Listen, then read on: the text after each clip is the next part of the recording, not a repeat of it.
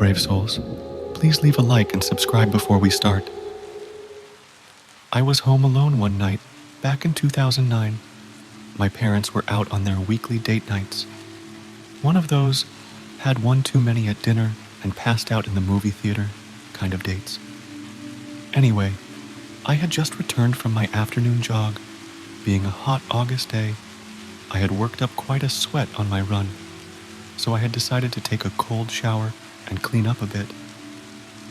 My house doesn't have air conditioning and was quite stuffed up, so I decided to open a few windows to circulate the airflow within the house. I can remember opening a window in the kitchen, 2 windows across from each other in the living room, and 1 window in the basement. I knew I was going to be spending my evening down there, watching movies since it was much cooler. I had my shower, got dressed, and went downstairs to make myself some dinner. I took my dinner down to the basement and flicked on Netflix to start my binge-filled night of new shows. I do not recall falling asleep, but I must have passed out not long after eating my food and lying down. When I woke up, it was dark outside. The only light being cast into the basement was from the dimly lit TV screen. It was now freezing in the basement. I could feel a cold breeze circulating the room from having the window open for too long. I got up and walked over to the light switch that was located at the bottom of the stairs. I closed the window, then went back to turn off the TV, grab my dishes, and head upstairs. When I got upstairs, all the lights were off, indicating that my parents were still not home from their date. I cleaned the dishes, put them in the dishwasher, and closed the window above the sink. Just before I went to go up to my room for the night, I remembered that the windows in the living room were still open. I walked over to close the one window by the TV, then over to the next, which was located by the front porch. I noticed that my mom's vase with fake flowers was knocked off the table in front of the window, and the flowers were sprawled out across the floor. I didn't think much of it at the time. Maybe there was a strong breeze, and the curtains had tipped it over. I closed the window and started picking up the flowers. As I was cleaning, I heard a faint, squeaky sound. What I could only imagine was a door handle being twisted. I listened as hard as possible. Following the squeak of the handle was a creak in the hallway floor upstairs. A pain shot from my stomach to my chest, and I froze. After what seemed like an eternity of being bent over with one hand holding the vase and the other clutching the flowers, I slowly stood up. I looked out the front window to check the driveway for my parents' car, hoping it was one of them upstairs. The driveway was empty, and my heart sank. I quickly but quietly put the vase and flowers down on the table and silently began walking over to the bottom of the stairs to look up. As I got closer to the stairs, I heard 2 more creaks on the floor, which caused me to stop dead in my tracks. I waited, listening. Nothing. I was now only a few steps from the stairs. I took those last few steps and put one hand on the railing. I peeked around the corner and only saw darkness. I didn't know what to do. Do I flick on the lights and let the potential intruder in my house know that I was coming upstairs?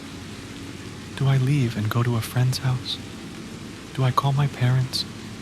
Do I grow a pair and just go upstairs? I decided to turn my phone on silent and go to the kitchen to text my dad, making sure I was close to the back door for an easy getaway. He said, "It's an old house. It's just settling after a really hot day." I told him about the sound of the door handle twisting. He just assumed there was an open window upstairs, and the wind was knocking a door against the frame. Was that it? Could it just be a window that was left open? I felt a huge chunk of my anxiety start to fade after talking with my dad, so I decided to grab a glass of water and head on up the bed. I flicked on the lights for the stairs and started making my way up, but slowly a tiny knot in my stomach from before.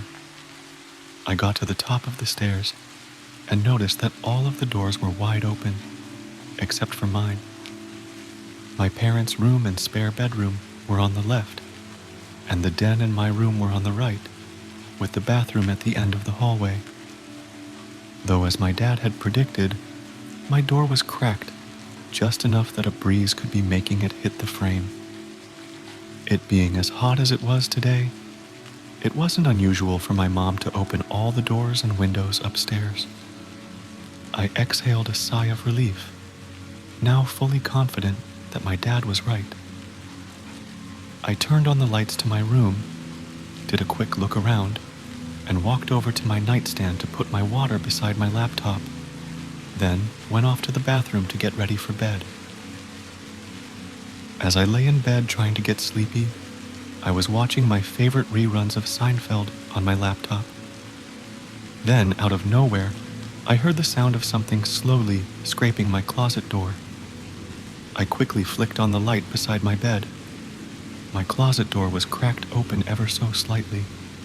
Questions started racing through my head. Was it open the whole time? Was it closed when I came in? I was positive that it was closed when I came in.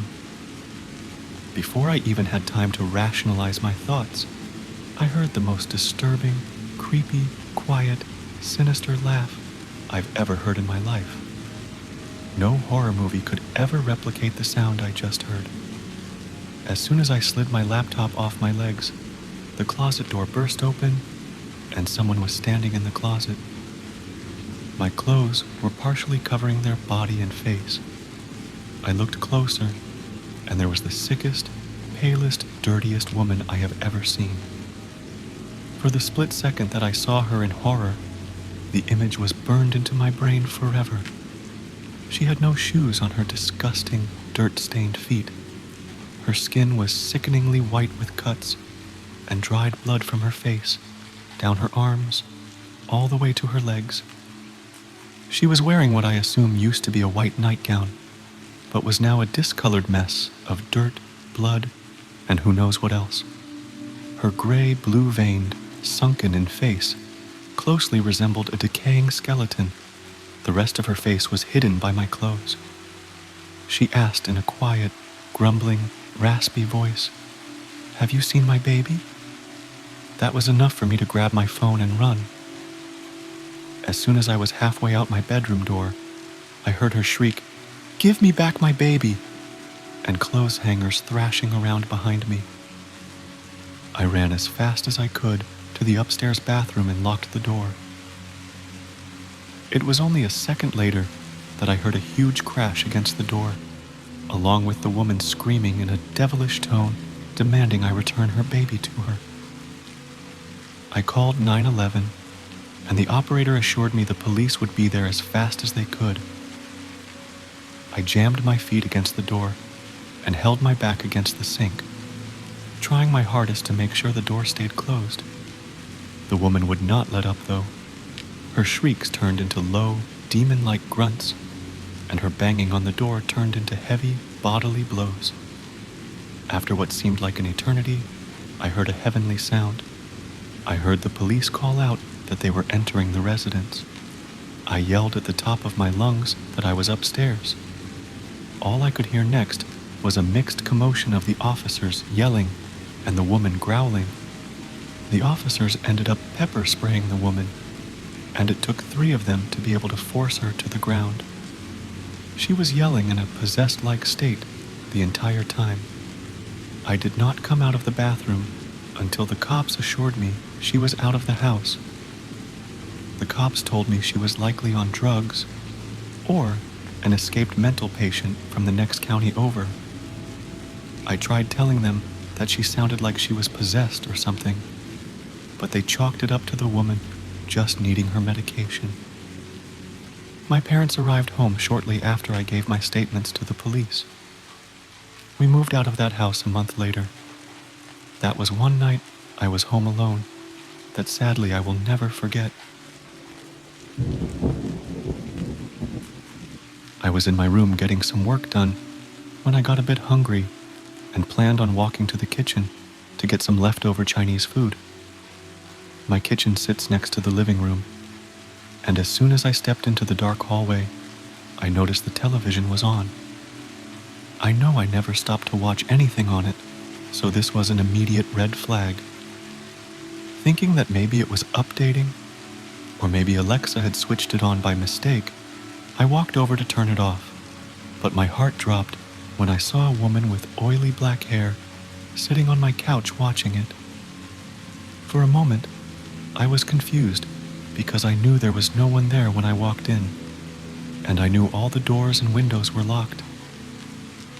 From the time I came home, I hadn't heard anyone break in, so how the hell could a person be sitting there?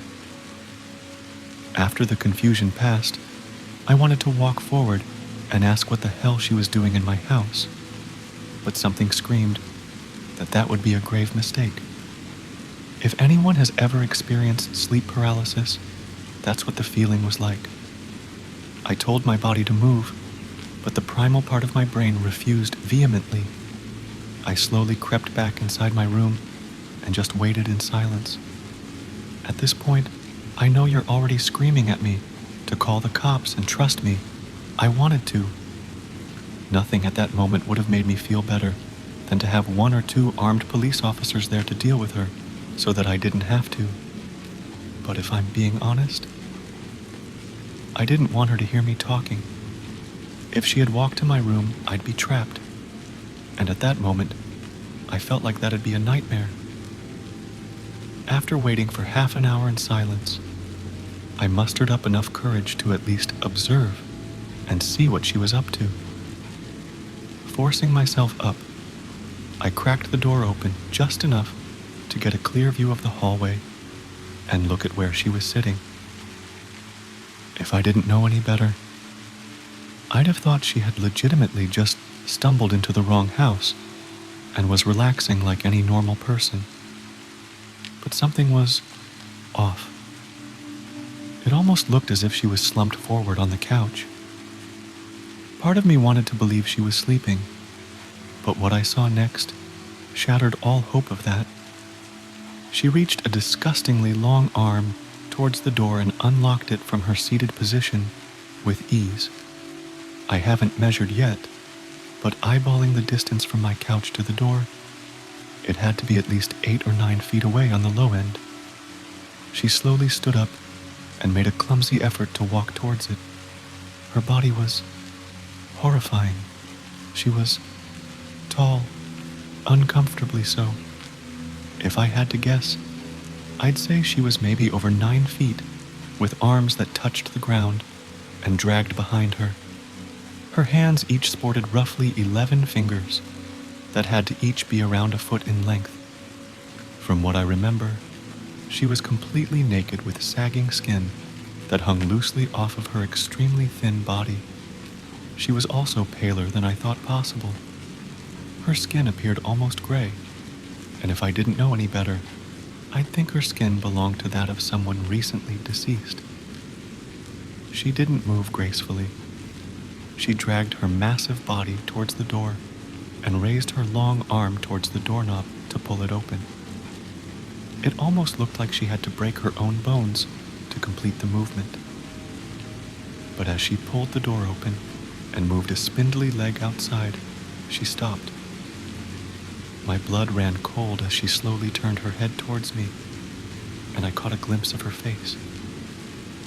I wanted to scream when I didn't see any eyes, just a puffy exterior with sagging eye holes, and a mouth with long, rubbery lips that drooped past her shoulders in a permanent look of anguish.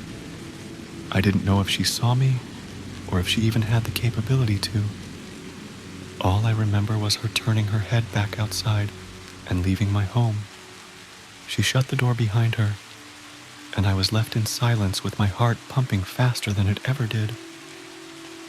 I rushed outside with my phone to see if I could catch her on video, and I wish I hadn't. I wish I had just closed the door and gone to sleep or gotten drunk and tried to pass the whole thing off as a fucked up nightmare. But what I saw was, I know it was real. I looked outside in the cold dark, and I saw her hanging off the side of the building like a fucking spider. The window of the person above me was open. She was fishing inside, and after a few seconds of searching, she pulled out their son. Her hand was completely wrapped around the head, and I couldn't tell if they were alive or dead by the time she slinked off into the darkness with the young boy. I had caught it all on video. I must have watched that video 100 times before deleting it. I mean, what the fuck was I supposed to do with it? Do you think the police would believe it's a real piece of evidence? Even if they did, what the hell could they do? And as a parent, are you better off thinking that your kid ran away, or knowing that it was taken by an entity that we can't even begin to comprehend? At least with the former, you have hope that maybe you'll see them again. I just couldn't bring myself to bring up such a crazy notion to a grieving family, or worse, have them believe me and go looking for something that no one should ever try and find. I knew as long as I kept it, I'd be tempted to watch it, and every time I watched it, I'd be driven further into madness. There have been more stories of kids missing as of late. I've even heard some rumors about pets going missing from people's homes. Surprisingly enough, I even heard a story about a full-grown man disappearing. He was never seen again, with absolutely no trace of where he went or why he left. The only thing suggesting any kind of outside force was an open window, and a few strands of hair police couldn't match any DNA to. This has taken quite a toll on my life. I tried to find info on this thing, but as far as I know, there's nothing. If anyone out there has had a similar experience, please tell your story or share images of the thing if you have them. I just want to know I'm not crazy. I'm quitting my job tomorrow and staying with my brother on the other side of the country. There's no fucking way I'm sticking around that thing more than I need to. I don't plan on being here much longer, but last night, I heard a knocking at my door. I know the next time I see it, I won't be telling a story afterwards. But I also know I'm burning this whole damn apartment down with me. I was at home. My parents went out to, ironically, get milk and other things, of course. I suddenly heard laughing coming deep from my closet. I thought it was my little sister trying to scare me, so I called out, "Scarlett, I've told you countless times that your tricks don't work on me anymore." I suddenly got a text from my parents. It said, "Your sister is helping us get the groceries so we can get home quickly." My blood ran cold. I quickly scanned the area as I heard it again. "Come on, Chester. I want to play with you in the closet." I quickly jumped out of the bed and ran as fast as I could. I heard a blood-curdling scream as a bang came from my closet. It was chasing me. My heart pounded as each step hurt my chest. It felt like I was about to throw up. I reached my neighbor's house and banged on the door. They opened the door with worried looks on their faces. I explained everything as fast as I could, and they called the cops. The cops arrived and found a naked man in my closet. While they walked out with the man looked at me, and his facial expression is something that will haunt my dreams for the rest of my life. He smiled at me with an almost ear-to-ear smile and mouthed the words, "Good decision," as they put him in the car. I always sleep with a nightlight and never stay home alone. One thing always keeps me up at night, though.